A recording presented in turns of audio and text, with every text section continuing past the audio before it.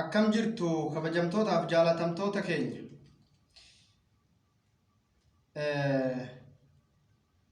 Baga gammaddaniin isin jechuu barbaade. Duraan dursee bakka kanatti wanni waliin qabamneef gammachuudha. Baga gammaddaniin isin jechuu barbaade. Walbarnoonni keenya ammaa miti duraan wal barree hojii keenyaa fi kaayyoo keenyaa fi sagantaa keenya irratti wal barree jirra waan ta'eef eenyuyyuu namni wal wallaalu hin jiru.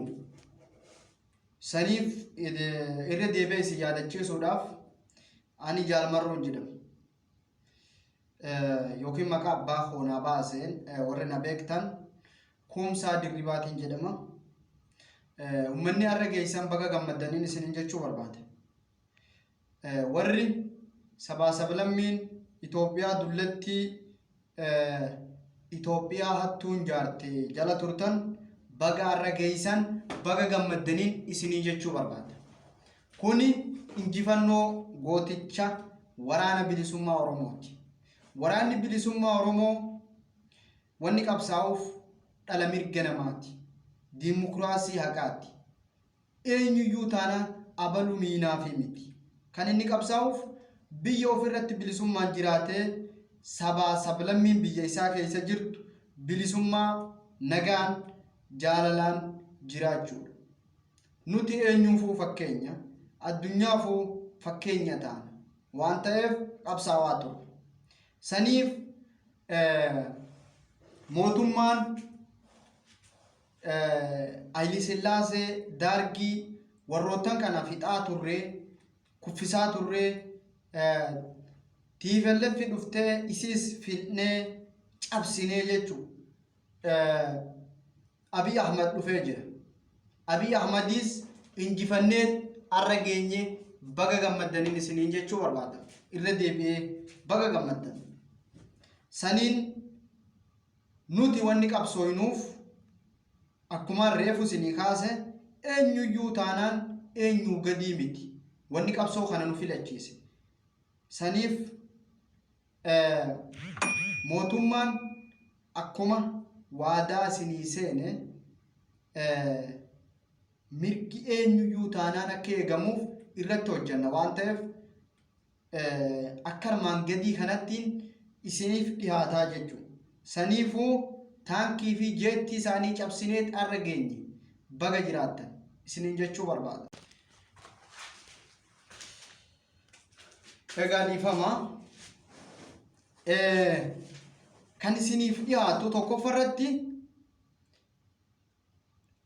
namni ilma namaa dhiisi beeyladonnuu harka namatti du'uu hin qabu. Kuni waadaa mootummaati.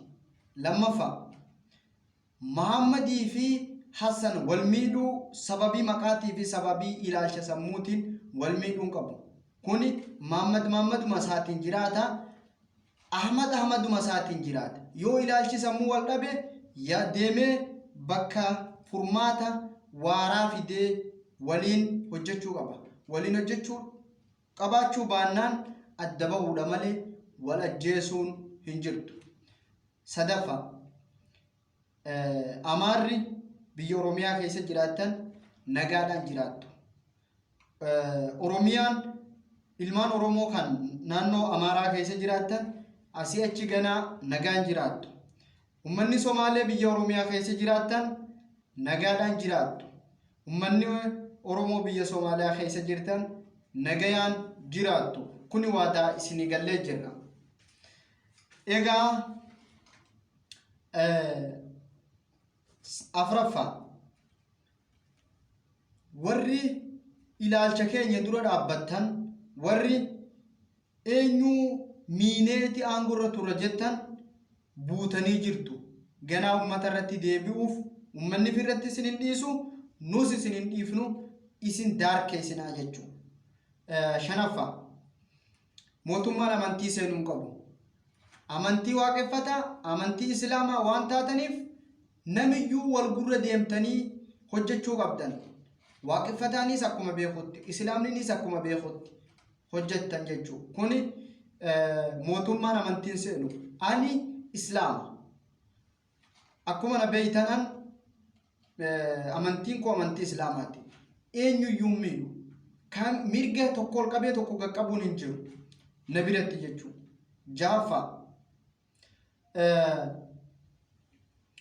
Jaaffaa warri seera mana tumtootaa yookiin abbaa halangaa haqaa malee ummata miidhuu dhiisu.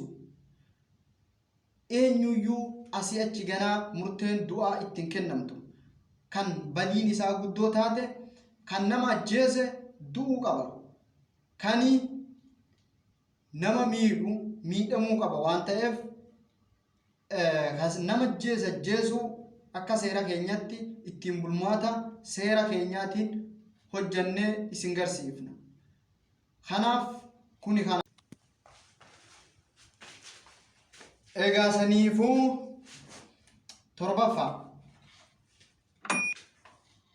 nama yaadaa fi sammuudhaan wal lole mootummaan walitti araarsuudhaaf furmaata gayaa fida. Uummanni Oromoo walloon kan miidhamaa turtan miidhaan keessan ganaa miidhaa keenya waan ta'eef isin wajjin jirra. Duris isinii wajji jirra, har'aas isiniif dhaabbanna. Saniif ammoo waraanni Abiy Ahmad warri nafxanyootaa gumaa baasuu qabdu. Yoo gumaan baafne bakka gumaa sanii isin buusuu teenya. TPLFis gumaa baasuu qabdu. Yoo gumaa san hin baafne bakka san isin buusuu qabna. Maaliif isin buufna? Nama mirgaan falmatu ajjeesuun yakka. Kan darbeefis, kan dhufuufis, kan amma jiruufis yakka jechuudha. Warri Hacaaluu Hundeessaa ajjeeftan gumaa isaanii baasuuf qophaa'a. Warri Jaalladhii Gammadaa dhabamsiiftan yookiin awwaaltan gumaa isaanii baasuuf qophaa'a. Isin irratti hojjannaa jechuudha. Eenyuyyuu taanan. Saniifuu uummanni Somaaleedhaa kan bishaan dhabdanii rakkoo hamaaf saaxilamaa jirtan bakka jirtanitti mana jirtanitti isiniif roottoon ajajamaa qabeenya keessaniif hundumaa'uu isiniif argamaa jechuudha. 8ffaa irratti uummanni Oromoodhaa biyya isaa keessa burjaajiin biyya alatti rakkoo hamaaf saaxilamaa jiru. Warri biyya alaa jirtan biyyatti deebi'uu qabdan. Warri Itoophiyummaadhaan biyya baatan nagaan galtanii karaa dimokiraasiitiin biyya keessan keessa jiraachuu dandeessu. Uummanni Oromoo Karrayyuu, Walloo, Wallagga, Harargee kan miidhamaa turtan miidhaan keessan miidhaa kiyya waan ta'eef isiniif qabsaawaa ture, isiniifin asgaa ture. Sabaa sablammii Itoophiyaa keessa duraan turete isiniif qabsoofne waan ta'eef ummata cunqurfamaa kamuu cunqursaarraa kaasuuf mirga isaanii waajjira bakkayyuu dhaabnee waajjirarraa akka deebii argatan ni goonaa jechuudha. Warri keenya biyya Yaman keessa rakkoo hamaaf saaxilamaa jiru gara biyyatti isin galchuuf waadaa isinii gallee jira. Osoo dooniin hin taane xiyyaaraan jechuudha. Warri Suudii Arabiyaa keessa jirtanis ni galtu. Egaa akkasuma dhaamsa warra raayyaa ittisa biyyaatiif eenyuyyuu taanaan waraana socho'aa jiru kanaaf dhaamsaan qabuun dabarfachuu barbaada. Waraanni raayyaan ittisa biyyaa miidhama biyya ofii kan biyya alaatti isaan dhaqqabsiisu deebisuu qabaa jechuudha. Waamichi isa biraa poolisii naannoo Oromiyaa, humna addaa naannoo Oromiyaa, naannoo akkasuma naannoo biraa, naannoo Amaaraas ta'ee naannummaa hunda keessa jiraatu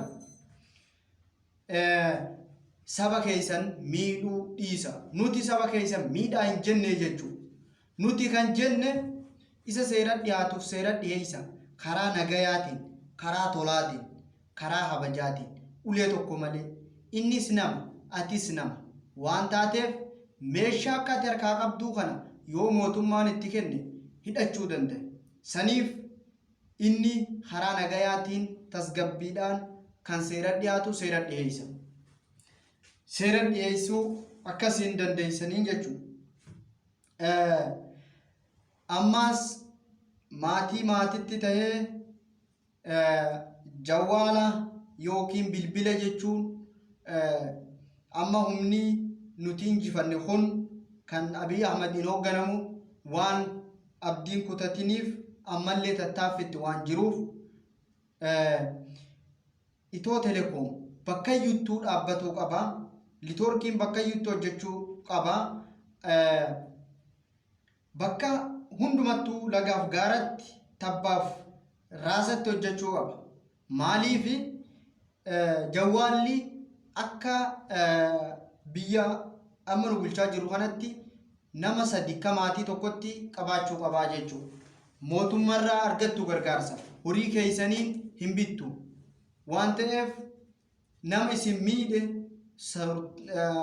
suuraaf sagalee isaanii waraabdanii nuuf erguu dandeessan, waajjira keessanitti erguu dandeessan. Sa'a sanitti tarkaanfiin irratti fudhatama. Sa'a sanitti isaan barbadeessinaa jechuudha. Garuu kan nyaata isaaniif kennitan nyaatas kennaaf, dhugaatis kennaaf. Yoo ka isaan isin miidhan taate nuuf dabarsuu qabdan. Garuu akka isin hin miinetti nyaatas dhugaatis yoo kan dirqiin isinirraa fuudhan taate egaa akkuma dubbachaa jirru waraanni Abiy Ahmad yoo kan nyaataaf dhugaatii isin gaafatu taate ni kennituufi jechuudha. Isaanis sammuu isaantu godhe malee ilma namaa waan ta'aniif ilmaan hiyyeeyyii maallaqaa fi garaadhaan walitti qabanii nu dura fuuldura keenya dhaabaa waan jiraniif hawaasni keenya bakka isaan jiranitti bishaanis kennuufi dandeessa waan ta'eef mootummaan kamiyyuu isin hin dhorku. Dhugaatis kennitaniif nyaatas kennitaniif jechuudha. Isaanis ilma namaati. TPLFis akkuma waraana kamiyyuu kennuufi dandeessan. Yoo isaan miidhaa isinirraa gayan kan taate hin qabaa bichaa yoo taate walii galuu dandeenya. Hin qabu irratti yoo isaan rasaasaa miti isinirratti ijaamtuun isin laalan nuuf gabaasuu qabdanii jechuudha. Dachii fi samii isaanitti gumnaa jechuudha. Egaa meeshaas raayyaa keenyaaf galchuurra jirra biyyoota alarraa jechuudha. Biyya akka Turkii, biyya Kuuriyaa Kaabaa, biyya Imaaraati Arabaa irraa galchuutti jirra jechuudha. Saniif kabajamtoota keenya gaa warri arra geessan warri arraan tana bakka kanatti argamaa jirtan kunoo namoowwan hedduun arga waan taateef obbo Jawar Muhammad galatoomiisin jechuu barbaada. Itti dabaluun obbo Baqqalaa Garbaa galatooma, Hamzaa Booranaa, obbo Dajanee Xaafaa akkasuma Shamshaddiin Xaahaa baay'ee galatoomaan isinii jechuu barbaada. Gootummaa isin diina dura dhaabbattanii saniin arra geenye waan ta'eef kunoo obbo Jawar Faanis gaa asii achi ganaa waa'ee siyaasarraa bilisa waan taateef xooranyaa ba'uu qaban, waraanni ramadamuufi qaba, fedhinnaa ofii ittiin buluu qabanii jechuudha. Sanii achi biyya nuuf dabarsanii jiru, biyya nuutu hooggana waan taateef nuti as kan geenye jara kanaan waan taateef jarri kun hedduu galatoomuu qabaa jechuudha.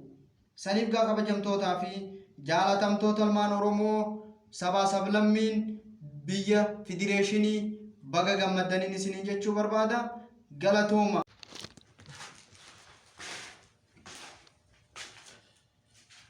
Akkasuma meeshaan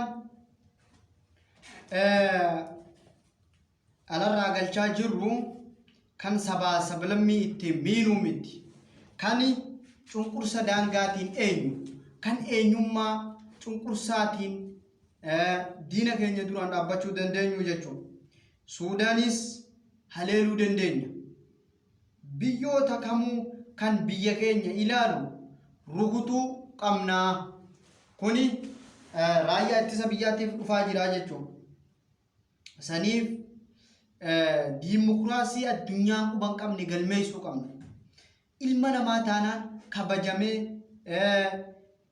mootummaan nama ajjeesaa jedhu nama ukkaamsaa jedhu mootummaa miti. Suni doofummaa. Mootummaan of danda'ee jiraatu nama ajjeesaa jedhu waan ta'eef, nama ukkaamsaa jedhu waan ta'eef, nama ajjeesaa nama ukkaamsaa jechuun kuni mootummaa miti. Akkuma reefu isiniin jedhe doofummaadha jechuudha. Egaa saniin wal qabatee waa'ee amantiitiin takka haasaa jirtan na fakkaata. Waa'ee amantii irrattis deebisaa qubsaa harkattu. Abbaan waan feetetti amante, abbaan waan feete deeggarte jiraachuu dandeessi. Eenyuyyuu taana kan waan fedhetti amane maa amanta jechuun hin dandeessu. Kuni seera keenya cabsa waan ta'eef. Kanaasumaan nu beekuu qabdanii jechuudha. Warri filannoo geggeessinaa filannoo akkamii jettan hanga sirna kana lafa qabsiifnutti waan amma dubbatame kana hojiirra oolchinutti filannoon ni jira. Garuu filannoo kanaan dura waa'ee jenne kana lafatti hojiidhaan mirkaneessinee gara filannootti dabarraa jechuudha. Eenyuyyuu an mootummaa ergan ta'etti nan filatina. Abbaa feetan filattanii bakka kiyya buufachuu dandeessu. Garuu nuti waraanas qabna. Nuti yoo isaan kan hawaasa miidhan taate isaanumaa injifachuu dandeenya jechuudha. Saniif egaa obbo Jawaar Mohammad, obbo Baqqalaa Garbaa, obbo Dajanee Xaafaa, obbo Hamzaa Booranaa galatooma. Qabsoo isin gootanii narra geenye. Qabsoon keessan nu dhalchite waan taateef baga gammaddaniin isiniin jechuu barbaada. Galanni keessan galata ummata sabaa sablammii Itoophiyaati jechuudha.